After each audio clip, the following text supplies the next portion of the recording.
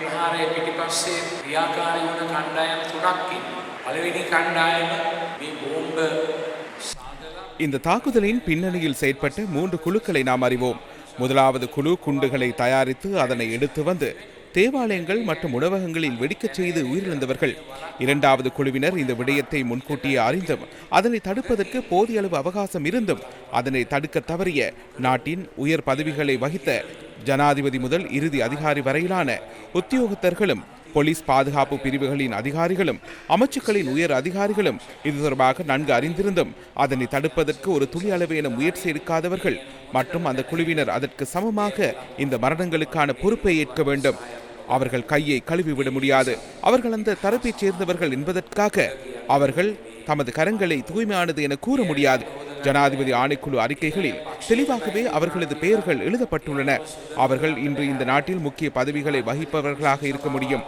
ஆனால் அதில் எமக்கு பயனில்லை. அவர்களை மனித தோற்றத்தில் இருக்கும் மூர்க்கத்தனமானவர்கள் என அறிவிக்க முடியும்.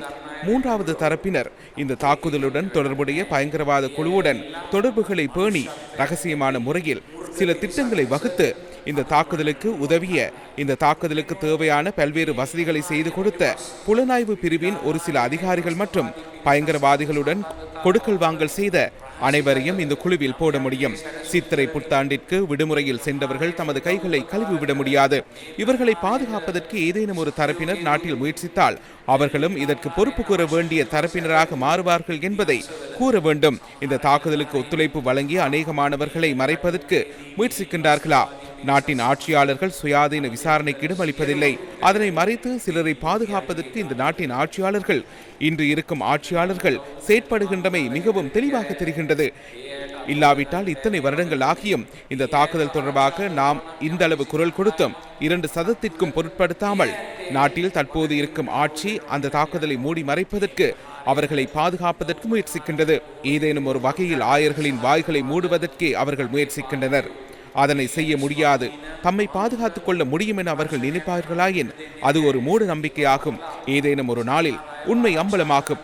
அந்த உண்மை வெளிவரும் நாளில் இந்த தாக்குதலுடன் தொடர்புடைய அனைவரும், கைகளில் இரத்தக்கரை படிந்த அனைவரும் தண்டனை அனுபவிக்க நேரிடும்.